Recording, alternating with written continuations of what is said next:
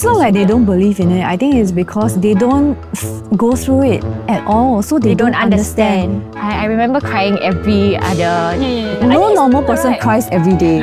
The moment Brand breathed, my husband breathed, I would cry. You know, it was at that point. Hey guys, so we are back with still the same topic, things we wish we knew before we became a mother.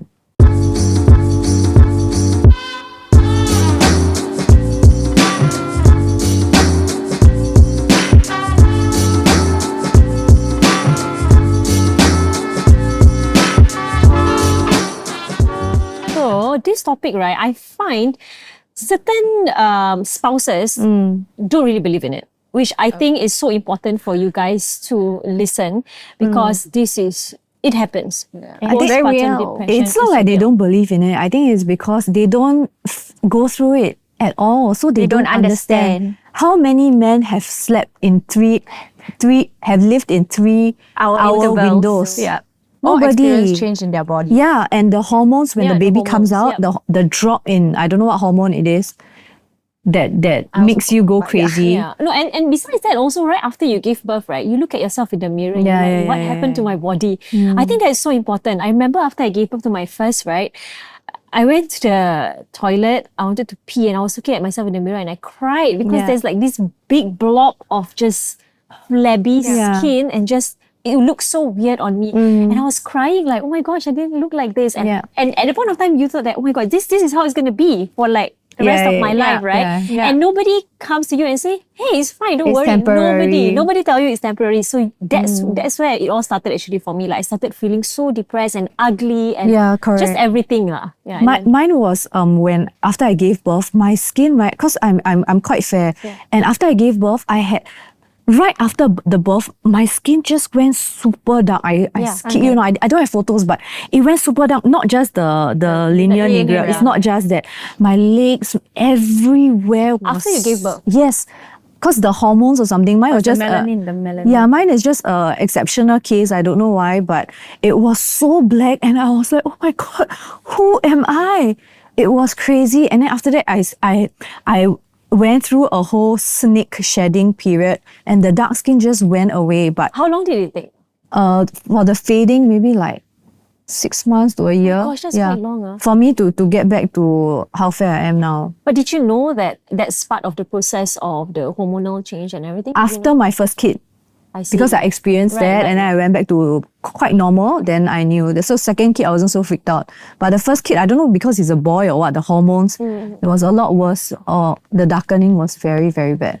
I had that too on my armpit. Everybody's armpit. Everybody's and the neck armpit also. No, but you know what's sad? What's sad when you're already feeling like shit about it and then somebody points it out.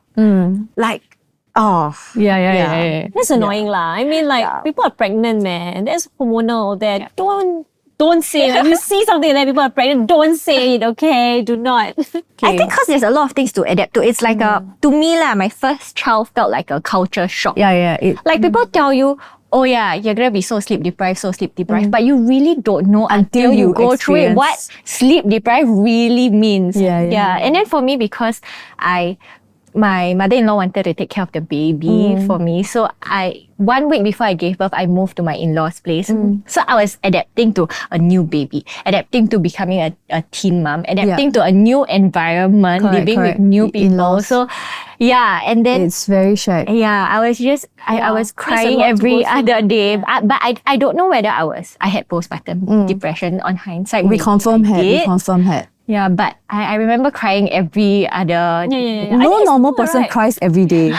Just like, I'm tired. Overwhelmed. You are super tired. Yeah, just... super overwhelmed. And then you feel you're not doing well enough. Why is every other mother like having a breeze? Why they have so much milk? Why are they not crying? The moment Brand breathed, my husband breathed, I would cry. You know, it was at that point. Have, like the support also. And I think because my husband was very young. You are very sensitive. It's like PMS times 1,000.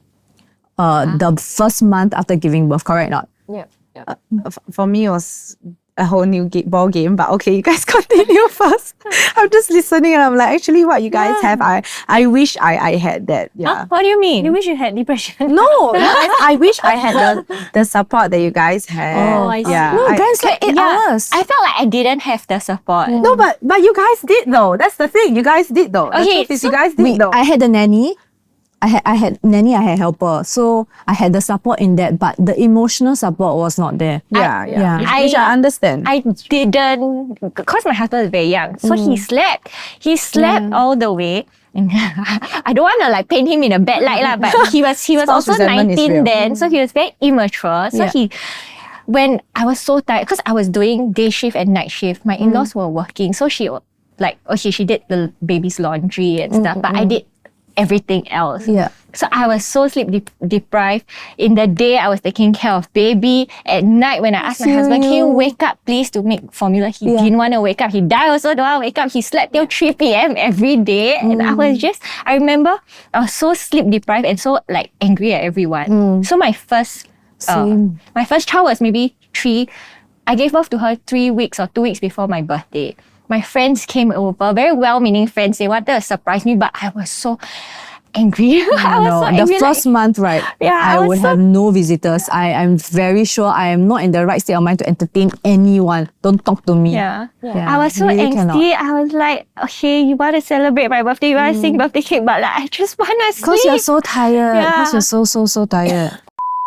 Yeah, and I didn't have a nanny, I didn't have a helper, so it was really hell for me. Actually, I can somewhat relate to that. But for me, it's more, I think, okay, honestly, the body image thing for me, I didn't really have the luxury to look in the mirror and be like, you know what, my armpits look a bit dark today. And like, oh, my stretch marks were horrendous. And I didn't even have the luxury to think of that actually. When I gave birth, it was more like, keep in mind, when I gave birth, my family wasn't here. My family was in Malaysia. I was really all alone at home. So when I was all alone at home, and I was still meeting people. So when I met people, I was still more than happy to meet everyone. I didn't like shut people off. But it was more like when I'm alone in the toilet, I used to think like, shit, I'm very happy, but at the same time, I feel like very depressed. Then I would call my gynae, because my gynae was like my only person of contact at the time who I felt like I could talk to, because I didn't have mom friends. I was 22, you know? My 22-year-olds were like at a club on Friday night while I was like on a Friday night, and I would tell my gynae, and my gynae actually told me something that I feel he told me at a time where right before I spiraled into postpartum depression. And of course there are days where I just break out crying, but yeah, honestly at the time my husband then, the moment he breathed, I wanted to cover his face with a pillow, you know, because It's really not their fault. It's really not their fault. It's just that because we are doing so much and they're sleeping 8 hours, and you just feel like the huge imbalance in roles, in responsibilities. Why do we both get to be parents when you can sleep 8 hours and I'm only sleeping 1 hour like that? It's anybody will go crazy, I feel.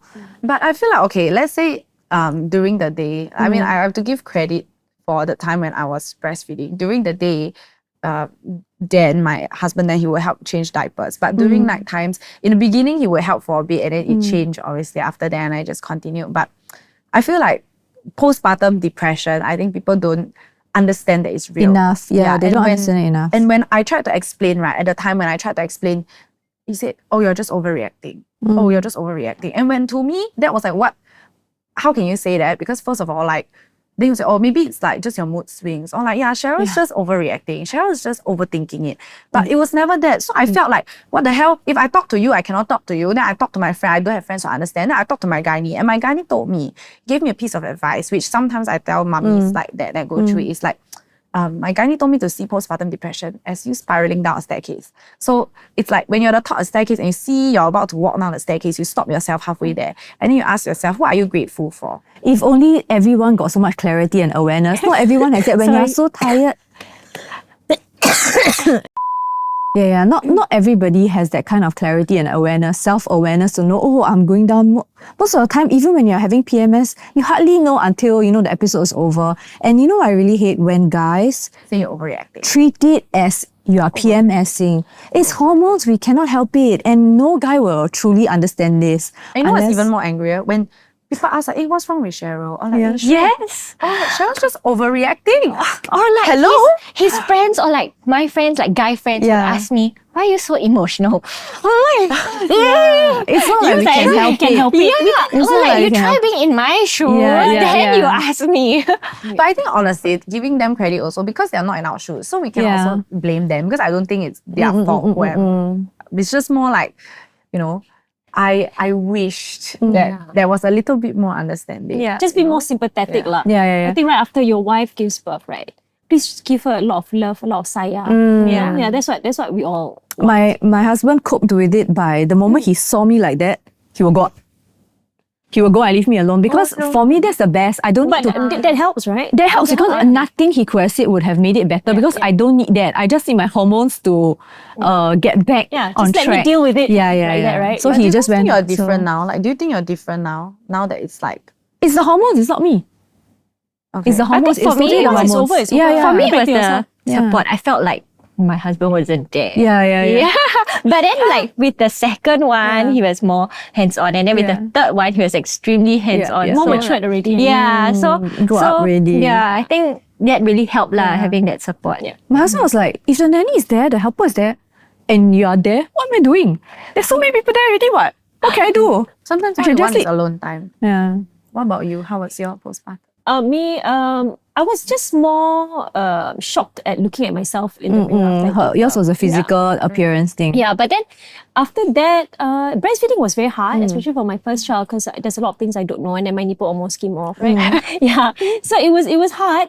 But then I really enjoyed time with my baby, so I didn't really fall too deep into the postpartum depression. Yeah, I was really enjoying my time with my baby. It was all me lah. I also was doing everything, and I don't know. I had nothing much. I have nothing much to say about it because I really loved that period. It's crazy how like when people ask me which is the best period of parenting, of motherhood, I'll say newborn period. Really? Yeah. All my friends are like, you crazy.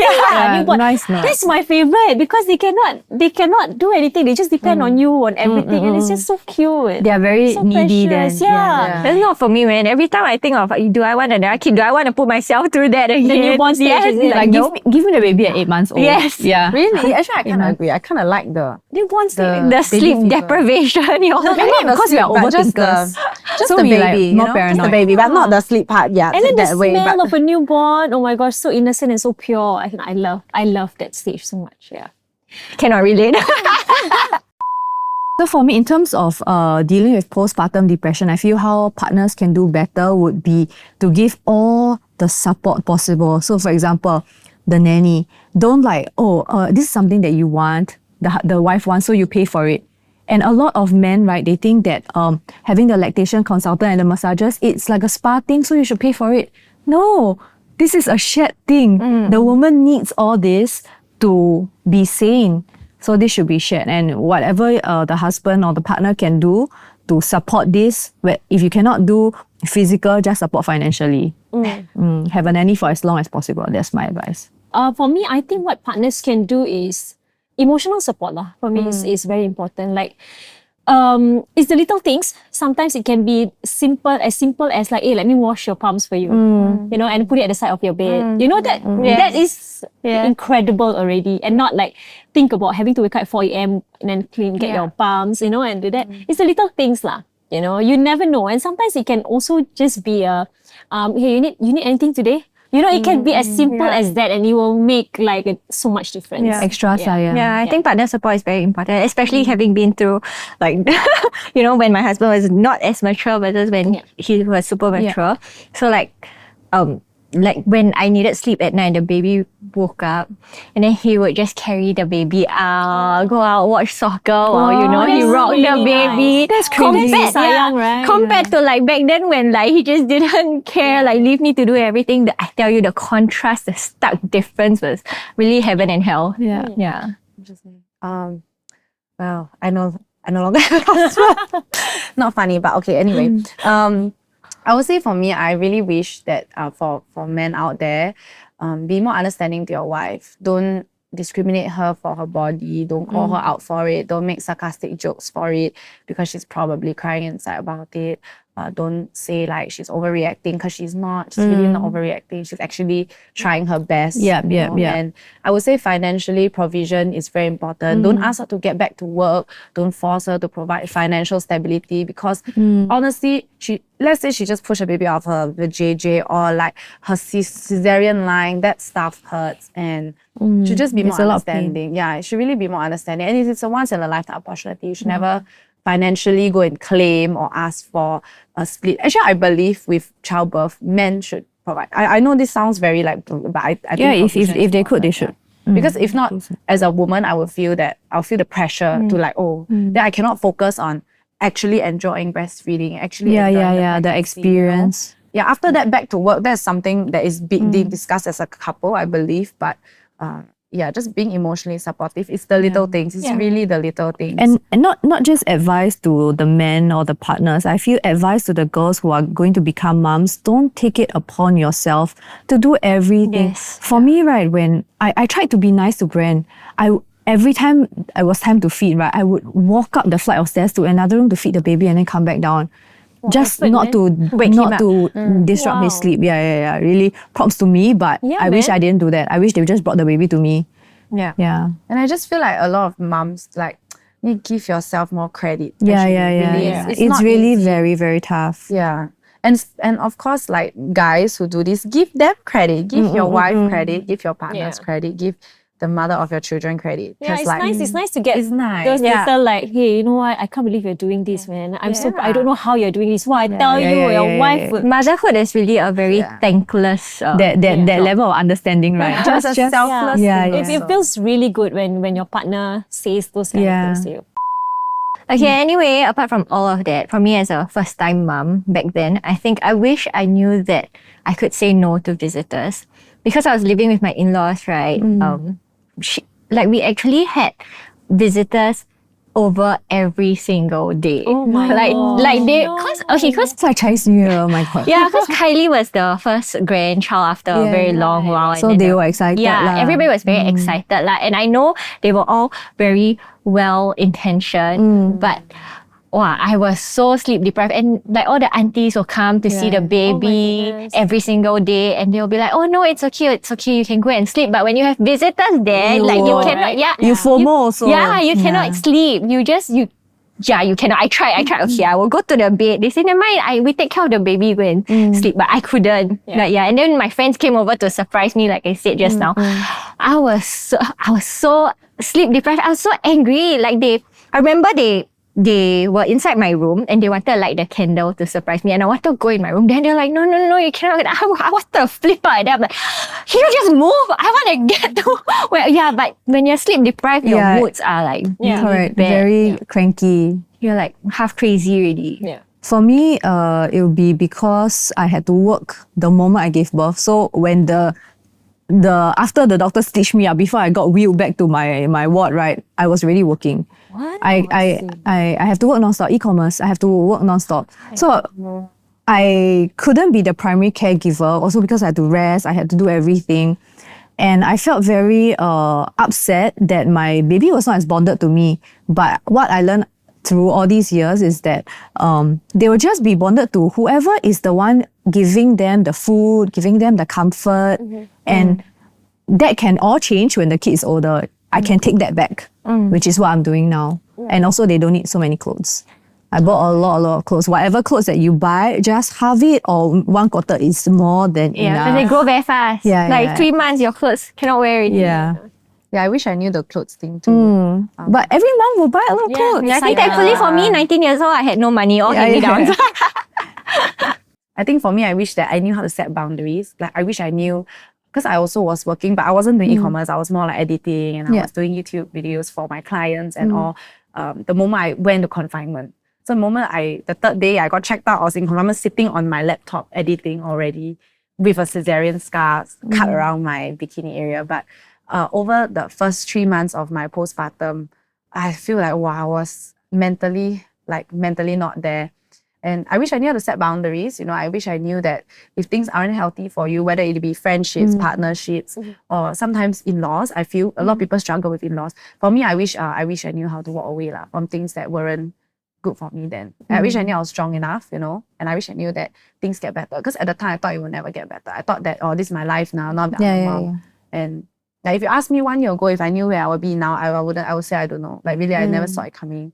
So I wish I knew that it gets better. It really does get better. Right. Yeah. You learn to cope. Yeah, like really, really cope. All right, guys, thank you so much for watching, and we hope you enjoyed today's episode. Now, if there's something that you guys want us to talk about, let us know. You can leave it in the comments section, and don't forget to like, subscribe, all that. Wow, I finally get to say this line. Okay, we'll catch you guys again next time. Bye. Bye.